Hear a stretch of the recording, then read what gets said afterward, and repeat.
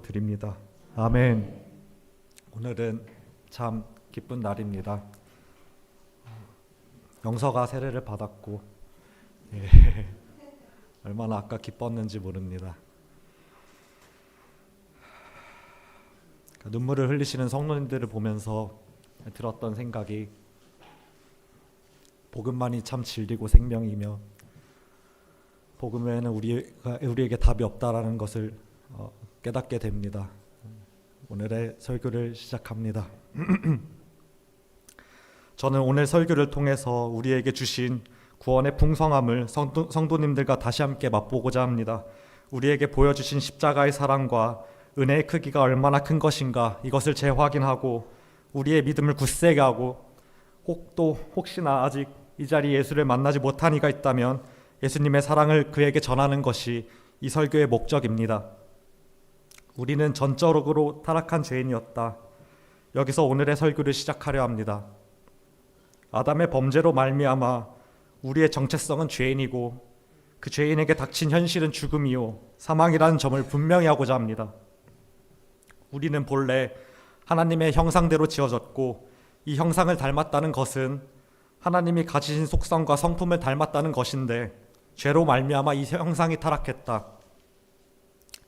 죄로 말미암아 하나님이 누군지도 모르고 그분을 섬길 수도 없고 그분에게 영광을 돌릴 수도 없다.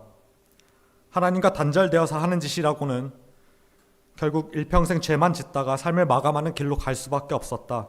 이것이 역사 시작 이래 우리의 실존입니다.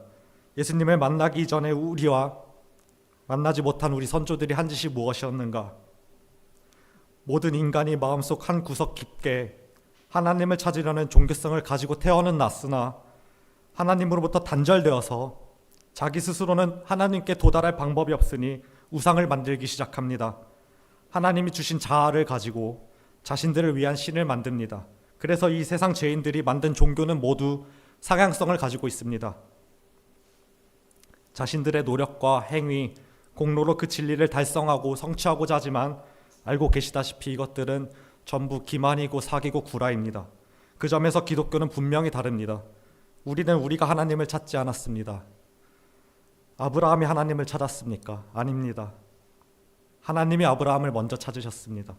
여기 모인 이들도 마찬가지일 것입니다. 하나님이 먼저 우리를 부르셨고 우리가 그에 반응한 것입니다. 세상의 종교가 자신들의 주관으로 시작하면 기독교는 정반대입니다. 하나님이 시작하시고 하나님이 끝마치십니다.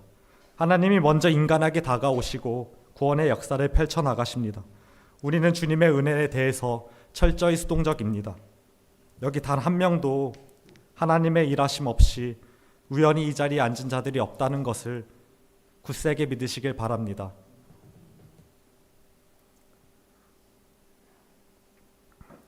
여러분, 오늘 설교가 조금 깁니다. 하나님 섭리 속에서 여러분들이나 저나 지금 주님께 예배 드리고 있다는 것을 믿으시길 바랍니다. 누구 손에 이끌려왔고 강제로 왔건 안 오면 혼낸다고 겁을 주든 눈치를 주든 하나님 섭리 안에 있음을, 여러분의 행동 이면에 먼저 하나님의 인도하심이 있었음을 깨닫게 되기를 바랍니다. 여러분, 그리스도인들에게는 결코 우연이 없습니다. 우연이 없습니다. 우연이 우리에게 어디 있습니까? 우연이 없습니다. 머리털까지 세신 바 되시는 그분에게 우리에게 우연이 도대체 어디 있습니까? 우리는 우연이 아니라 하나님의 주권과 통치를 믿습니다. 섭리를 믿습니다. 쉽게 말해서 우리 모두는 하나님의 은혜에 코가 깨어있는 자들입니다. 마찬가지로 우리가 기대하고 있지 않을 때 기대하지 않는 방법으로 예수님이 오셨습니다. 우리를 구원하시기 위하여 오셨습니다.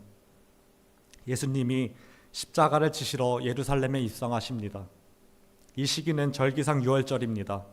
이스라엘 각지로부터 수많은 순례객이 예루살렘에 몰리는 시기입니다. 민족적인 긴장감은 높고 메시아를 기대하는 분위기도 팽배해 있었을 것입니다. 이들은 분명 예수님이 행하셨던 여러 사건들을 간접적으로나 직접적으로나 경험한 자들이었을 것입니다. 이들이 호산나 찬송하리로다, 주님의 이름으로 오시는 이유 라고 외치며 예수님의 입성을 환영합니다. 위에서 언급했던 대로 모든 인간은 종교성을 가지기 마련입니다. 자신들의 결핍을 채우기 위한 자기 만족의 종교성, 예를 들면 건강과 풍요, 성공, 죽을 수밖에 없는 자신들의 가련한 운명을 채우기 위한 그런 종교성을 가지고 있습니다. 이들이 예수님의 입성을 바라보는 시각도 마찬가지입니다. 그들은 자신들의 종교성으로 메시아를 바라봤습니다. 자신들의 현실을 뒤바꿔 놓을 수 있는 그런 큰 거 한 방을 원했단 말입니다. 그런 기대로 그들은 호산나를 외치고 있습니다. 호산나, 이 말은 이제 우리를 구원하소서라는 의미를 담고 있습니다. 스가랴의 말대로 나귀를 타고 오시는 예수여, 이제 구원하소서, 우리의 기대를, 우리의 만족을 충족시켜 주소서라고 이들이 호산나를 외칩니다. 그러나 이들의 호산나는 예수님이 누구시고 왜 오셔서 무엇을 이루려고 하시는지 모르는 자신들의 만족과 기대를 위한 호산나였습니다. 왕으로 영접은 하고 있는데 자신들의 잣대로 예수님을 바라보고 호산나를 외치고 있는 것입니다. 자신들이 무엇을 하려는지 모르는 답답한 현실 속에서 예수님은 오십니다. 예수 그리스도, 그분은 왕이십니다. 참으로 왕으로 오셨습니다. 마태복음도 왕으로 오시는 예수님을 그리고 있지요. 그러나 우리가 알고 있는 그런 왕이 아니요, 그런 호산나를 바라고 오신 예수님이 아니었습니다. 왕으로 오시긴 오셨는데 무슨 왕으로 오셨냐? 겸손의 왕, 희생의 왕, 사랑의 왕으로 오신 것입니다. 예수님은 이미 마태복음 16장 21절, 17장 22절, 20장 17절에 세 번에 걸쳐서 자신의 고난과 죽음에 대해서 밝히십니다. 그리고 무엇을 위한 죽음이었는지 예루살렘 입성 전에 분명하게 밝히십니다. 마태복음 20장 25절부터 28절까지 읽습니다. 제가 먼저 교독하겠습니다. 예수께서 제자들을 불러다가 이르시되 이방인의 집권자들이 그들을 임의로 주관하고 그 고관들이 그들에게 권세를 부리는 줄을 너희가 알거니와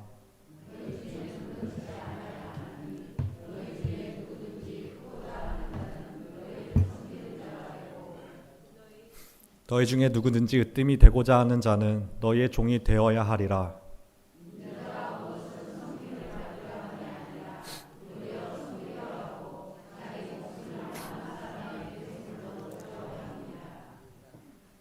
제자들 역시도 예수를 통해서 한 자리씩 하려고 할 때 예수님은 자신의 목적을 분명히 밝히십니다. 예수님 자신도 역시 왕으로 오셨으나 예수님의 나라는 그렇지 않습니다. 나의 나라는 그렇지 않다. 나는 세상의 왕과 다르고 내가 온 목적은 너희에게 섬김을 받으려 온 것이 아니라 도리어 너희를 섬기려 하고 자신의 목숨을 많은 사람에게 대속물로 주려고 왔다. 예수께서 자신의 나라의 통치 방식을 분명하게 밝히시고 먼저 모범을 보이십니다. 주님께서 세우시는 나라는 군림하는 나라가 아니고 서로가 서로를 섬기는 나라로 자신을 세우지 않고 도리어 남을 세워주는 나라입니다. 우리 죄인들의 목적과 기대와는 전혀 반대되는 통치의 원리를 가지고 계시지 않습니까? 우리 주님은 사랑의 왕으로 오십니다. 그러므로 우리가 믿는 이 기독교 신앙의 본질 역시도 사랑입니다. 우리가 바라는 하나님 나라도 섬기고 사랑하는 것이 하나님 나라의 통치의 원리이고 내용이며 다스리시는 하나님의 속성이십니다. 하나님은 자신을 완전한 사랑을 드러내 보이시고자 성자 예수님을 보내셨고 예수님은 십자가를 지셨습니다. 이런 점에서 호산나의 참된 응답은 십자가입니다. 앞서 말했다시피 우리 모두는 죄인이었습니다. 하나님과 단절되어서 하나님께 영광 돌리기는커녕 자신을 위해 살고 자기의 잣대로 세상을 살고 자기는 영원히 살 것 같이 삶을 살아가는 죄인들이었단 말입니다. 그 삶의 방향이 오직 자기 자신이었습니다. 예수님이 제 삶에 오지 않았다면, 나에게 은혜를 베풀지 않았다면 무엇이 문제인지도 몰랐을 테고 여기 있는 이 전도자의 삶의 방향성은 자기 숭배, 쾌락, 성공과 영달, 폭력과 증오, 일평생 이런 것들로 제 삶은 점철되었을 것입니다. 하나님도 없고 이웃도 없고 오직 나만 있는 내 생각, 내 계획, 내 잣대, 내 의견, 내 꿈과 영광, 내 돈, 차, 지위, 내 교회, 내 가족, 그냥 다 말할 수도 없는 이 지긋지긋한 나 속에서 갇혀가지고 결국 일평생 나만 추구하다가 영원한 사망과 지옥으로 떨어졌을 것입니다. 이것들을 멈추기 위해서 예수님이 오십니다. 너희들 그렇게 살려고 만들지 않았고 나 그런 꼴 도저히 못 보겠다. 이거 멈추자고 예수님을 보내십니다. 예수님 자신을 대속물로 주십니다. 자기를 위해 오신 것이 아니라 나 같은 죄인을 살리고자 오셨습니다. 섬김을 받고자 하는 것이 아니라 섬기시고자 오셨습니다. 하나님이 본래 인간을 지으신 목적이 무엇입니까? 여러분 소요리 문답 1문에서 배우지 않았습니까? 오늘 설교 중에서도 배웠습니다. 사람의 제일 되는 목적은 하나님을 영화롭게 하고 영원토록 그를 즐거워하는 것입니다. 여러분 외우십시오. 늘 마음속에 가지고 살아가야 합니다. 하나님께 영광을 돌리고 영원토록 하나님을 즐거워하는 것, 본래 우리가 지어진 목적이 이것이란 말입니다. 자신을 채우고 자기를 드높이고자 하는 것이 아니라 하나님이 어떤 분이신지를 알고 그분이 우리에게 부어주신 은혜를 알아 이전과 같이 내 삶의 중심을 나로 놓지 않고 예수 그리스도를 나의 구주로 삼고 내 삶의 모든 영역을 하나님 뜻대로 살고자 결단하는 것, 하나님을 알아서 하나님 한 분만으로 즐거워하는 것, 이것이 하나님께 영광을 돌리는 일입니다. 예수님께서 인간으로 오셔서 먼저 본을 보이십니다. 우리가 그 본을 봐야겠습니다. 빌립보서를 보겠습니다. 빌립보서 2장 8절부터 11절입니다. 사람의 모양으로 나타나사 자기를 낮추시고 죽기까지 복종하셨으니 곧 십자가에 죽으심이라.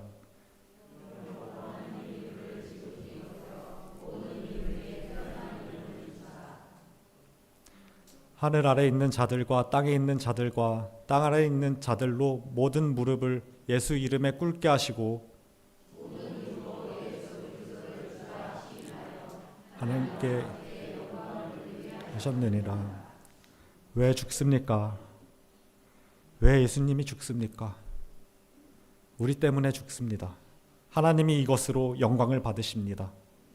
예수 그리스도를 모든 이름 위에 뛰어난 이름으로 주십니다. 그가 우리 때문에 십자가를 지십니다. 예수님이 그것으로 하나님께 영광을 돌립니다. 자신을 죽기까지 복종하시고 우리를 살리기 위해 자기를 내어주십니다.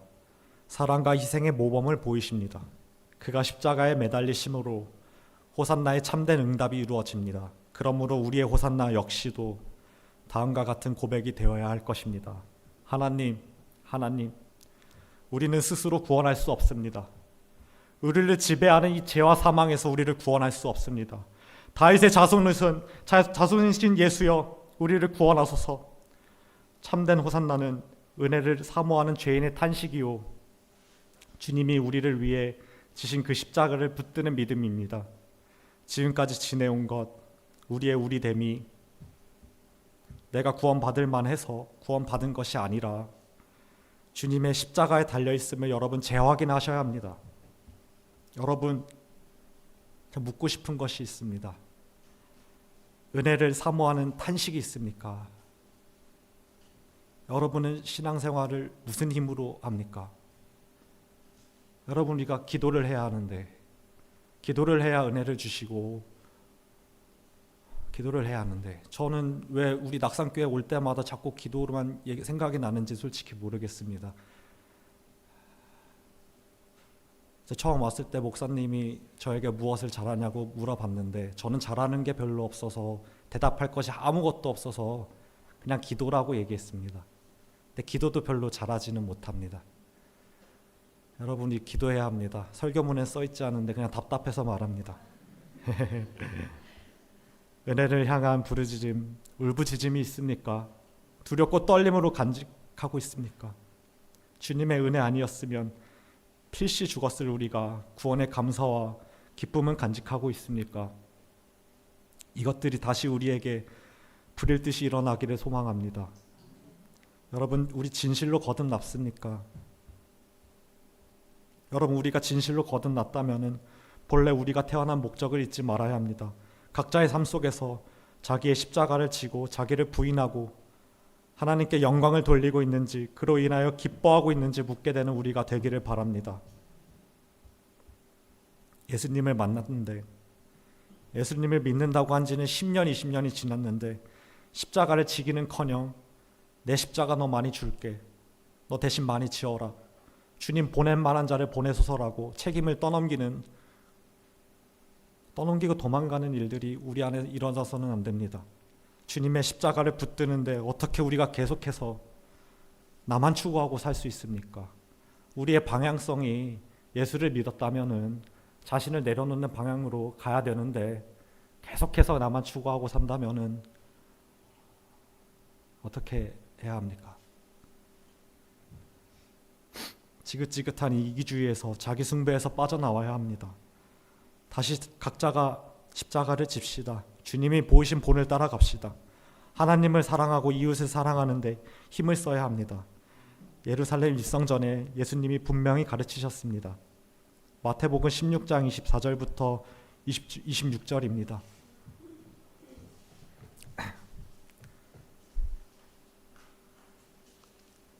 이에 예수께서 제자들에게 이르시되 누구든지 나를 따라오려거든 자기를 부인하고 자기 십자가를 지고 나를 따를 것이니라.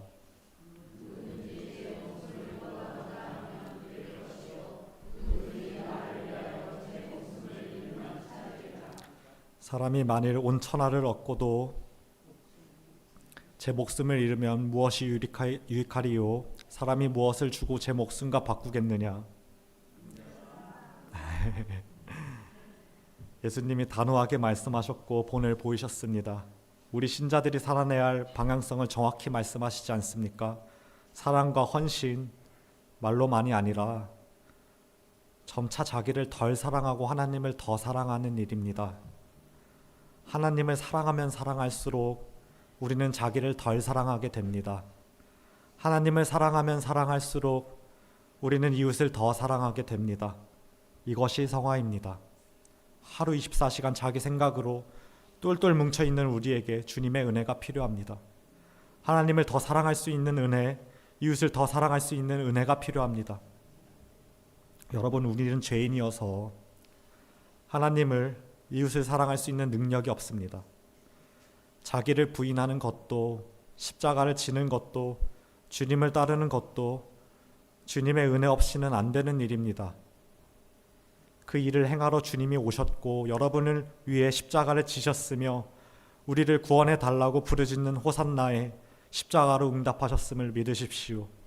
그리고 이 십자가를 붙들게 해달라고, 나도 주님이 지신 십자가를 지게 해달라고 은혜를 구합시다. 기도를 해야 합니다. 부르짖어야 합니다. 부르짖으면 들으십니다. 우리는 주님을 믿고 주님의 자녀가 되는 특권을 얻었습니다. 이 특권을 어디에 쓰고들 계십니까? 가진 것을 좀 제발 쓰고 누리십시오. 어디에 묻혀두지 말라고 우리 배웠지 않습니까? 하나님의 자녀가 되었는데 그분의 아들, 딸이 되었고 하나님을 아바, 아버지라고 부를 수 있는 이 특권을 우리가 가졌단 말입니다.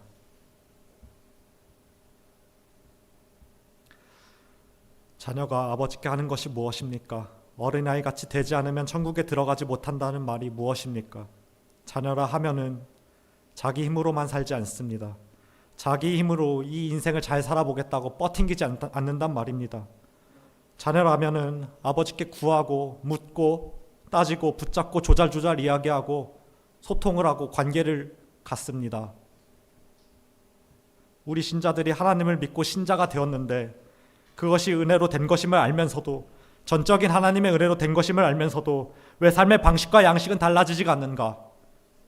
자녀답게 살지 않기 때문에, 아직도 자기 생각이 더 옳아 보이고 자기의 잣대와 자기의 힘이 더 커 보이기 때문에 하나님을 믿는다고 하면서 그분께 내어놓지 못한 것은 아닌가?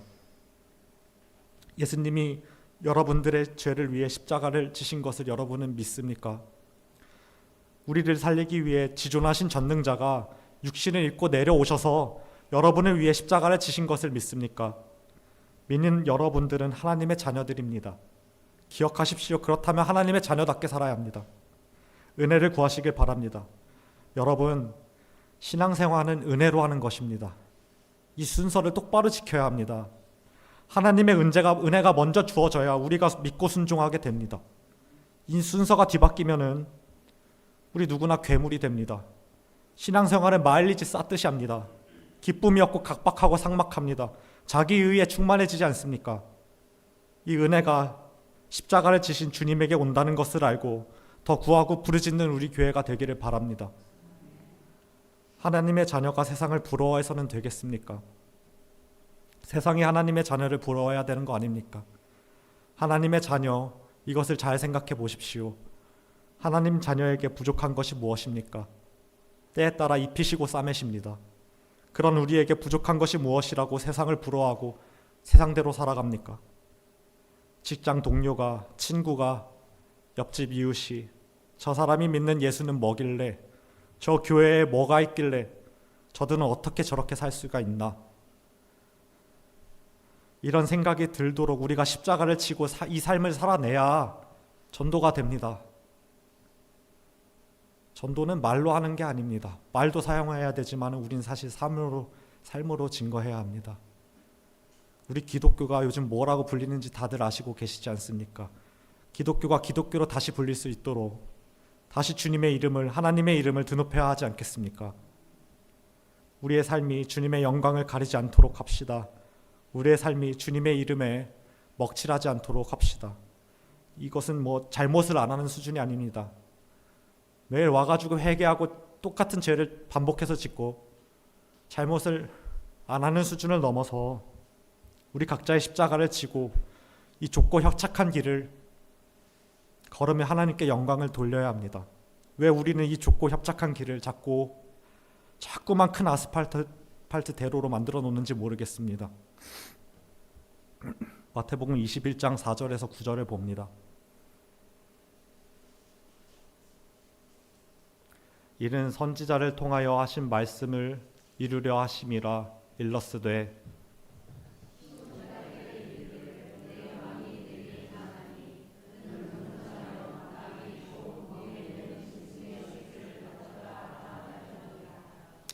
그분이 겸손하여 나귀를 타십니다. 우리에게 은혜를 베풀러 오셨습니다. 우리를 살리러 오셨습니다. 또한 이 순간은 구원의 은혜가 열리는 순간이자 은혜를 거부한 자들에게는 다가올 심판을 암시합니다. 여러분, 이 자리에 앉아있는 것이 결코 우연이 아님을, 하나님의 은혜로 지금까지도 여러분이 이 자리에 앉아있을 수 있음을 기억하십시오.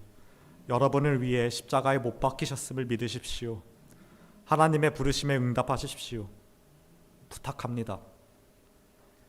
어제도 오늘도 내일도 하나님은 동일하게 우리를 부르십니다. 이제 그만 고집을 부리고 그 부르심에 응답을 하십시오. 미국의 청교도 신학자 조나단 에드워즈는 이렇게 말합니다. 제가 읽어드리겠습니다. 영혼의 역사하는 성령의 크신 능력으로 마음의 변화를 겪어보지 못한 사람, 즉 거듭나거나 새로운 피조물이 되거나 죄에서 벗어나 새로운 신분이 되거나 전에 경험해보지 못한 빛과 생명을 갖지 못한 자는 모두 분노하시는 하나님의 손 안에 있습니다. 예수님의 예루살렘 일성은 그 부르심에 응하는 자에게는 구원을, 거절하는 자에게는 심판이 있음을 암시합니다. 아직 예수를 인격적으로 만나지 못한 사람이 있습니까? 여러분, 기회가 있을 때 예수님을 믿으십시오. 그 부르심에 마음을 여셔야 합니다. 기회가 있을 때 하루라도 여러분의 삶이 주어졌을 때 예수를 믿어야 합니다. 하나님의 자녀가 되십시오. 부탁합니다. 그 기쁨이 여러분에게 놓여 있습니다. 여러분, 주님의 재림과 심판과 지옥에 대한 설교가 사라지고 있습니다. 이 한국교회에서 사라지고 있습니다. 여기 믿는 자들이 있고 의심하고 싶지는 않습니다만은 우리는 그래도 점검해야 되지 않겠습니까? 믿고 구원받는 신자들에게도 지옥과 심판에 대한 설교는 의미가 있습니다. 우리가 받은 은혜가 얼마나 큰 것인지 그 사랑의 크기를 다시 깨닫게 하는 데 의미가 있고, 어그러지고 악한 이 세상을 반드시 하나님이 심판하신다는데 하나님의 공의를 깨닫는 데 의미가 있습니다. 이것을 믿게 해야 합니다. 이것을 다시 믿게 해야 합니다. 눈에 보이는 이 세상이 전부가 아니라는 것과 우리 신자들에게 주님의 다시 오심은 공포가 아니요 기쁨이요, 공포가 아니라 기쁨이요, 이 심판이 두려움이 아니라 기쁨과 소망이 된다는 것을, 이것들을 다시 믿게 해야 합니다. 주님이 부르셔서 신학교에 입학했을 때 하나님께 분명히 한 가지 약속했습니다.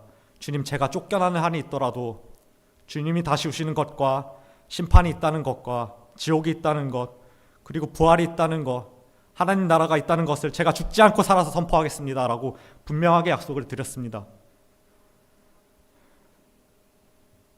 오늘 이번 주 금요일 기도회 때 우리 목사님이 무슨 설교하신지 아십니까? 제가 한 주 동안 설교를 쓰면서 설교 내용이 저 자신에게도 부담스러워서 지우고 쓰기를 반복했습니다. 그런 부담감을 안고 있는데 한 주 동안 계속해서 신학교에서도 주변에서도 지옥과 심판에 대한 설교의 필요성을 들려주시는 겁니다. 사람을 두려워하지 말라는 말도 들려주시고, 그러던 와중에 금요 기도회 때 우리 목사님이 종말에 대해서, 주님이 다시 오신다는 것에 대해서, 심판에 대해서 설교를 하셨습니다. 금요일에 그 설교를 듣고 담대함을 얻었습니다. 성령님이 제 마음에, 제 중심에 고민을 하셨습니다. 여러분, 하나님을 믿지 않으면 심판을 받습니다. 그리고 예수님은 반드시 오십니다. 다시 오셔서 백보자에 앉아서 심판하실 것이며, 믿는 자들은 하나님의 나라로, 믿지 않는 자들은 지옥으로 보내실 것입니다. 예루살렘에 입성하셨을 때 예수님이 나귀를 타셨습니다마는 다시 오실 때는 무엇을 타고 오시는지 아십니까? 요한계시록 19장 11절입니다. 또 내가 하늘이 열린 것을 보니 보라, 백마와 그것을 탄 이가 있으니 그 이름은 충신과 진실이라. 그가 공의로 심판하며 싸우더라. 예수님의 초림 때는 은혜의 때라서 나귀를 타고 오십니다마는 다시 오실 때는 심판의 때이며 백마를 타고 오실 것입니다. 나귀는 아니지만 여러분, 말은 전쟁용입니다. 예수님은 속죄의 사명만을 감당하지 않으십니다. 또 다른 하나의 사명은 심판과 완전한 통치의 사명입니다. 하나님은 거룩하신 분입니다. 역사의 모든 이가, 모든 피조물이 그 앞에 무릎을 꿇을 것입니다. 우리는 이미와 아직 그 사이를 살고 있습니다. 주님이 십자가를 지셨고 하나님 나라는 도래했습니다. 아직 믿고 있지 않는 이가 있습니까? 긴가민가 하는 이가 있습니까? 그냥 주여 주여만 외치는 자가 있습니까? 지금은 은혜의 날입니다. 지금은 은혜를 구할 만한 때입니다. 지금이야말로 은혜를 가장 바랄 때입니다. 믿지 않는 자가 있다면 예수를 믿으십시오. 부탁합니다. 주님이 오래 참고 계시다는 것을 잊지 마십시오. 그러나 영원히 참으시는 분은 아니십니다. 여러분, 우리가 살아봐야 얼마나 더 삽니까? 100년을 더 삽니까? 주님의 오래 참으심을 업신여기지 말아야 합니다. 주님이 자신을 믿지 않는 자들을 즉각 심판하시고 지옥의 불구덩이로 보내실 수 있음에도 불구하고 믿지 않는 자들을 보존하시는 이유는 한 사람이라도 더 돌아오게 하기 위해서입니다. 주님은 반드시 오십니다. 우리는 그 재림을 바라며 호산나라 외쳐야 할 것입니다. 하나님은 죽지 않고 살아계십니다. 분명히 살아계십니다. 하나님이 어디 있냐고 자꾸 증명하라고 세상은 그러는데, 아니, 살아있는 걸 어떻게 증명을 합니까?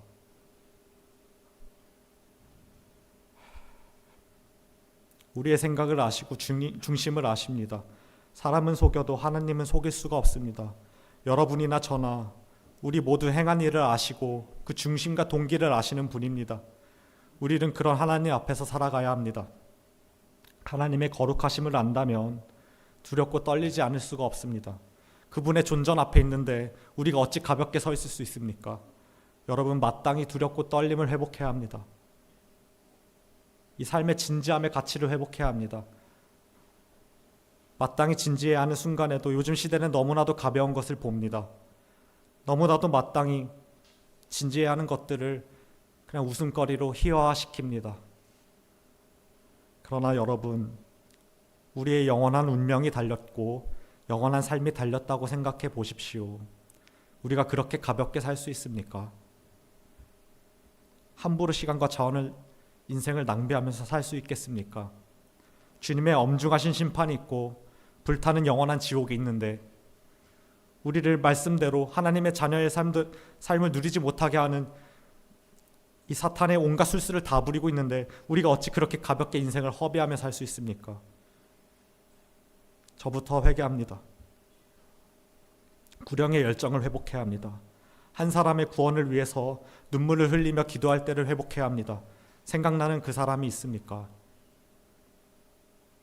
우리는 그 사람을 위해서 눈물을 흘리며 기도를 해야 합니다. 우리의 기도가 쓰일지 어떻게 알겠습니까? 여기 있는 전도사나 우리 목사님이나, 아니 목사님이 아니라 여기 있는 사역자 직분자가 아니라 그냥 나는 지극히 평범하다고 생각하는 한 성도의 기도를 하나님이 들어서 우리 교회를 위해 쓰실지 누가 알고 있습니까? 우리는 어찌 그렇게 넋을 놓고 쉽게 살아가는 겁니까? 한 사람이라도 더 살리기 원하시는 주님의 마음을 닮아가시길 바랍니다. 기도를 하다가 지친 분이 계십니까? 기도가 계속 땅에 떨어지는 것 같이 느껴지시는 분이 계십니까? 제가 소개해드릴 일화가 있습니다. 저희 외할머니 일화를 소개해드리고 싶습니다. 저는 외할머니 손에서 자랐습니다. 어머니와 아버지가 맞벌이를 하셨고 그래서 어릴 때부터 외할머니 외할아버지 손에서 자랐습니다. 어머니 아버지보다 할머니 할아버지와 보낸 시간이 더 많습니다. 그래서 저에게는 어머니였고 할머니는 저를 돌아가실 때 막내라고 부르셨습니다. 할머니 할아버지가 안 믿고 사시니까 걱정이 앞서고는 했습니다. 걱정이 되니까 악몽을 꾸기도 하고 악몽을 꾸니까 새벽에 눈이 떠져서 할 것이 없으니까 할머니 할아버지의 구원을 위해서 기도를 했었습니다. 당신은 더 어려서 눈물로 했고 더 절실함으로 했습니다. 기도만 하지는 않았습니다. 할머니 손 붙들고 교회를 끌고 갔습니다. 그러나 그때는 때가 아니던지 말씀을 들어도 듣지를 않으시는 겁니다. 그래서 포기하고 제 인생을 보냈습니다. 그러던 중에 한 4년 전쯤에 저희 할머니가 췌장암 말기에 걸리셨습니다. 저는 매일 할머니 할아버지와 집에서 시간을 같이 보냈고 매주 항암 치료를 받으면서 죽어가는 할머니의 모습을 보고 무너져 내려서 할머니 집에서 뛰쳐나와서 3개월을 할머니 얼굴을 보지 않고 비겁하게 도피를 했습니다. 매주 항암 치료를 받으니까 사람이 그냥 보이는 겁니다. 그게 보여서 제 일상이 눈물과 한숨과 울부짖음으로 삶을 보냈고 일은 잡힐래야 잡히지가 않았습니다. 어릴 때부터 지금까지 드렸던 기도가 도대체 무슨 의미가 있나? 하나님은 우리 할머니를 지옥으로 보내기로 작정을 하셨는가? 이제 끝장이 났다. 우리 할머니 지옥으로 간다. 어쩔 도리가 없다. 그러면 하나님께 원망을 쏟아내고 고래고래 소리를 지르고 보내던 와중에 할머니께 전화 한 통화가 왔습니다. 일부러 제가 안 받으려다가 그럴 수는 없어서 받았습니다. 자, 들려드리겠습니다. 덕거나 잘 지내니? 할머니 안 보고 싶었어.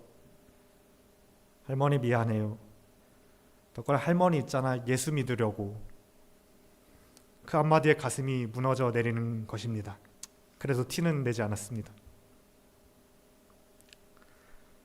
당시 아무도 할머니께 예수를 믿어야 한다고 전하는 이가 없었습니다. 저희 가족도 없었고 저도 부끄럽지만 저도 더 이상은 할머니가 믿지 않을 것이라고 단정을 해서 기도도 하지 않았고 전도도 하지 않았습니다. 이 전도사인데 아무런 믿음이 없었습니다. 그러니 할머니가 예수님을 믿겠다고 전화가 온 것은 제게 있어서는 홍해가 갈라진 것보다 더 큰 기적이었습니다. 은혜였습니다. 할머니 세례받아 덕거나. 할머니 그래서 세례는 언제 받아요? 9월 16일. 9월 16일은 제 생일입니다. 그리고 할머니는 제 생일을 외우고 사신 분이 아니었습니다. 전화를 끊고 할머니가 예수를 믿는다는 것이, 세례를 받는 것이 하나님이 저에게 주시는 생일 선물 같이 느껴졌습니다. 기쁨이 몰려오고 감사가 오고 그 후에 뭐가 오는지 아십니까? 여러분, 등골이 오싹했습니다. 너무나도 두렵고 떨렸습니다. 하나님은 어릴 때부터 내 기도를, 내 탄식을 다 듣고 계셨구나. 나의 눈물과 한숨과 원망과 울부짖음을 다 듣고 계셨다. 내 기도와 탄식이 하나도 땅에 떨어지지 않았다. 그러니 여러분, 우리가 기도를 안 할래 안 할 수가 있겠습니까? 한 영혼을 살리는데, 어린아이의 기도도 쓰시는데 다 큰 우리가 죽어가는 한 사람을 위해 어떻게 기도를 안 하고 살겠습니까? 이 모든 일들이 우연이겠습니까? 그리스도 안에서 우연이 도대체 어디 있습니까? 하나님 뜻에 따라 기도를 하면 하나님이 들으시고 때에 따라 하나님의 뜻대로 반드시 응답을 하십니다. 물론 이 모든 일이 하나님 주권 안에서 섭리 안에서 일어난 일임을 고백합니다. 여러분, 정신 차리고 깨어서 주님이 다시 오실 때까지 구령의 열정을 회복합시다. 각 사람에게 주신 부르심의 소명과 사명을 다시 부릴 듯이 일어날 수 있도록 기도하길 원합니다. 이 사역자만 직분자만 사명과 소명을 받습니까? 아닙니다. 사역자도 직분자도 성도이고 성도는 모두 하나님께 소명을 받은 자들입니다. 소명과 사명을 받은 자들입니다. 여기 이 자리에 거듭나지 못한 사람이, 아직도 갈팡질팡하는 사람이 있습니까? 부탁합니다. 예수님을 믿으십시오. 하나님의 자녀가 되십시오. 그분이 2000년 전에 여러분을 살리기 위해서 십자가를 지셨다는 사실을 반드시 믿으시길 바랍니다. 여러분의 직분과 교회 생활이 여러분의 구원을 보장하지 못합니다. 무엇이 보장합니까? 오직 주님의 은혜입니다. 예수님을 인격적으로 만나지 못했는데 직분을 받을 수 있고 교회 생활을 착실히 해나갈 수 있다는 사실은 정말로 무서운 일입니다. 교회만 왔다 갔다 하다가 주여 주여만 외치다가 예수를 놓치고 인생을 마감하는 일이 결코 우리에게 있어서는 안 됩니다. 하나님의 자녀가 되십시오. 부탁합니다.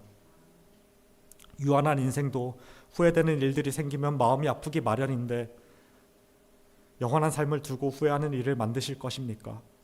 그때 가서 그때 그 사람이 했던 복음을 들을 걸, 그 말이 진실이었구나 하면서 후회하실 것입니다. 그러나 끝났습니다. 그때는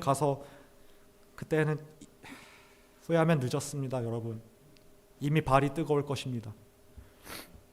돌이킬 수 없는 강을 건너기 전에 은혜의 때, 기회가 있을 때 예수를 믿어야 합니다. 또 여기 예수를 믿고 구원받은 자들이 있습니까? 하나님 자녀가 된 이들이 있습니까? 우리 주님이 지신 십자가를 집시다. 자기를 부인하도록 하나님께 은혜를 구합시다. 더 사랑하고 더 헌신하고 한 사람을 살리는데 힘쓰므로써 그 사람과 내가 살아나고 누군가 구원을 받고 주님 안에서 성숙해지고 이런 것들로 우리의 기쁨을 삼읍시다. 하나님의 자녀로 사는 기쁨과 영광을 누립시다. 얼마나 복된 삶을, 기쁜 삶을 살고 있는지 우리 삶으로 증거하고 선포하도록 합시다. 저희 할머니가 구원을 받았을 때 제가 얼마나 기뻤는지 아십니까? 절대 잊지 못하고 죽어서도 잊지 못합니다. 이 기쁨은 차원이 다른 기쁨입니다. 하나님이 주신 기쁨입니다. 우리가 하나님 한 분만으로 기뻐할 때 하나님께서 영광을 받으십니다. 주님 안에서 살아간다는 것, 하나님 자녀로 살아간다는 것의 기쁨이 우리 가운데 충만하게 되기를 바랍니다. 지옥의 구렁텅이로 빠뜨릴 수밖에 없었던 우리를, 이미 죽었던 우리를 살리시려고 예수님이 우리 삶에 뚫고 들어오셔서 나귀를 타고 오셨고 끝내 십자가를 지셨습니다. 이 구원의 풍성함이 얼마나 큰 것인지, 구원을 넘어가는 성공과 승리가 없다는 것을 여러분이 깨닫게 되기를 바랍니다. 여러분, 우리에게 장차 주어질 하나님의 상급이 있고 면류관이 있습니다. 승리의 면류관이 있습니다. 힘을 내십시오. 설교를 마칩니다. 기도합니다. 하나님, 아버지 은혜를 감사합니다. 예수님께서 이미 죽었던 우리 죄인들을 위하여 십자가에 못 박히셨습니다. 죽기까지 복종하시고 자신을 한없이 낮추셔서 십자가를 지셨습니다. 아버지의 보혈의 피로 우리가 살았습니다. 아버지, 여기 모인 우리를 사랑하심을 믿습니다. 아버지, 한 영혼도 버리지 마시옵고 아직 주님을 믿고 있지 못한 이들이 있다면 은혜를 베풀어 주옵소서. 아버지, 우리가 구령의 열정을 회복하고 죽어가는 한 영혼을 위해 눈물로 부르짖음으로 기도하는 우리 성도들이 되게 도와주옵소서. 각자의 십자가를 지고 사랑하고 헌신하는 자리로 이끌어 주시옵고 하나님의 자녀로 사는 이 기쁨과 영광이 얼마나 크고 값진 것인지 깨닫도록 도와주옵소서. 예수님의 이름으로 기도드립니다. 아멘.